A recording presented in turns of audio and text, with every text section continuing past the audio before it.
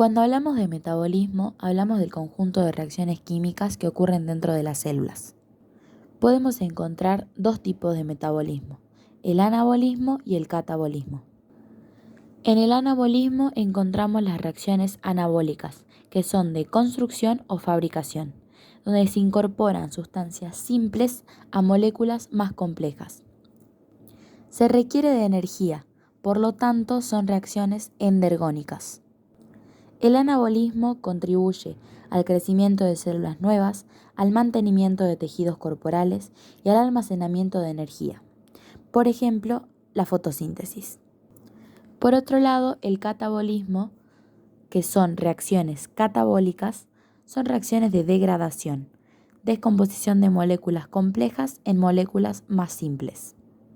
Se libera energía, por lo tanto son reacciones exergónicas. El catabolismo contribuye a la digestión de los alimentos y produce un esfuerzo físico intenso, como por ejemplo la respiración celular. En el metabolismo se necesita la presencia de ATP, que es el adenosín trifosfato. Cuando el ATP pierde un fósforo, se transforma en ADP, adenosín difosfato. Cuando el ADP pierde otro fósforo, se transforma en AMP, adenosín monofosfato. Si el adenosín monofosfato gana dos fósforos, se transforma de vuelta en ATP. Cuando la célula necesita energía, va a romper el ATP a través de las enzimas y hace que esta energía se libere.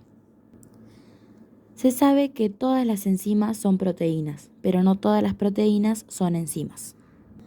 Las enzimas se encargan de catalizar la velocidad de las reacciones químicas. Son específicas y actúan sobre un sustrato, en un complejo llave-cerradura. El modelo llave-cerradura, que es un modelo de Fischer, propone que la molécula de sustrato se adapta al centro activo de la enzima del mismo modo que lo haría una llave al encajar en una cerradura. Es decir, que tiene una relación estructural complementaria. El sitio activo es una cavidad flexible que al interaccionar con el sustrato se adapta y se ajusta a su estructura. Las enzimas deben tener un centro activo. Por lo tanto, esto debe ser reconocido por un sustrato. Las enzimas no intervienen en las reacciones químicas, solo la aceleran. Se conoce como fotosíntesis al proceso metabólico autótrofo en el que se sintetiza materia orgánica a partir de materia inorgánica. Materia inorgánica como el agua, sales o el dióxido de carbono, y materia orgánica como el almidón. En la fotosíntesis se libera al exterior oxígeno y se utiliza energía lumínica, como la solar. Esta energía lumínica se transforma en energía química. Todas estas reacciones se realizan en los cloroplastos. Los cloroplastos son organelos necesarios para llevar a cabo la fotosíntesis en las plantas. Estos evolucionaron a través de bacterias fotosintéticas. Dentro de ellos contienen genes los cuales ayudan a su funcionamiento. En los cloroplastos podemos observar una membrana externa, una membrana interna, una laminilla o estroma laminar, el lumen, el estroma y el tilacoide.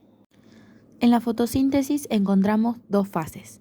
La fase lumínica, donde los pigmentos de clorofila presentes en los tilacoides de los cloroplastos capturan la energía de la luz solar. Esta energía se utiliza para generar ATP, adenosín trifosfato, y NADPH, nicotinamida adenina dinucleótido fosfato reducido.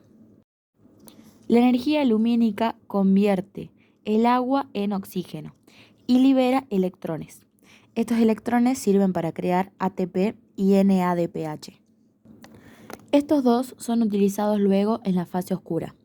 El dióxido de carbono de la atmósfera es utilizado para producir glucosa y el ATP y NADPH proveen la energía y los electrones necesarios para llevar a cabo esta reacción.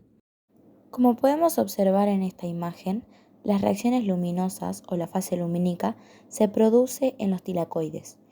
En cambio, la fase oscura se produce en el estroma.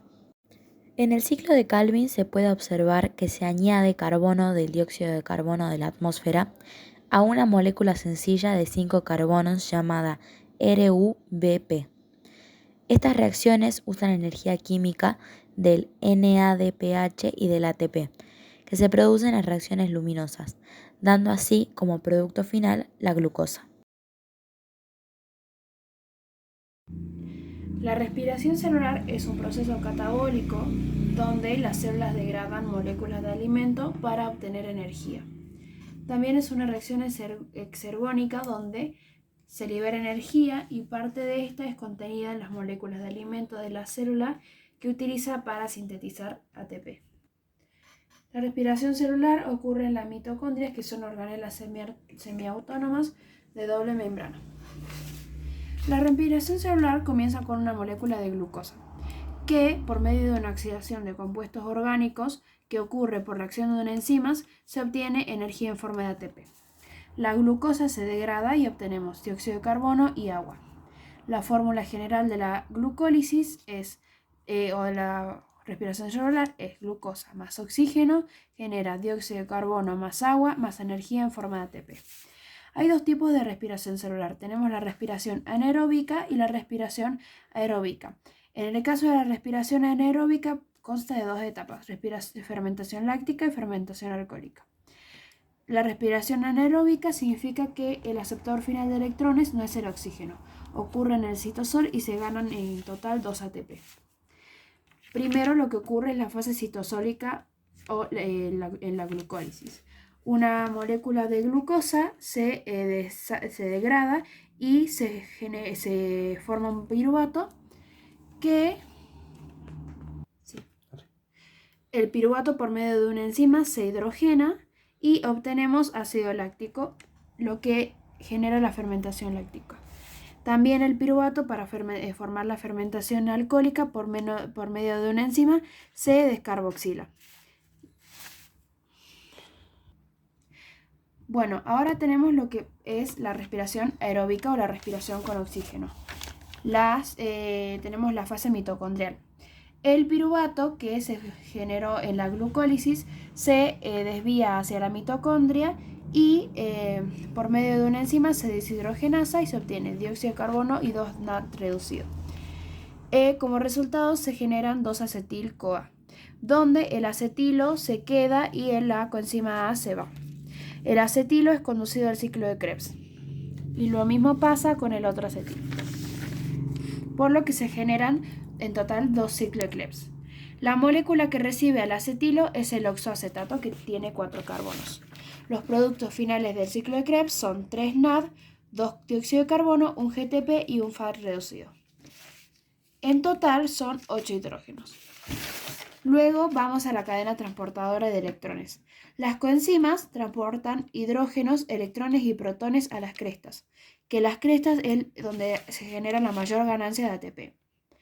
Las moléculas, el NAD y el FAD traen electrones hacia las moléculas de cadena, que son estas. Y la función de estas moléculas es transportar los electrones. Los hidrógenos en esta cadena provoca que se incremente la concentración de estos.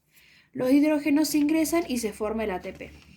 Se liberan 2 electrones que son aceptados por el oxígeno, este se carga negativamente y atrae protones para formar el agua. Luego, en las crestas, como dijimos anteriormente, es la mayor ganancia de ATP.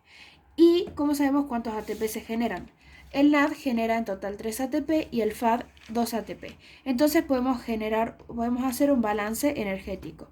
El balance energético consta en sumar los ATPs de cada etapa de la respiración celular.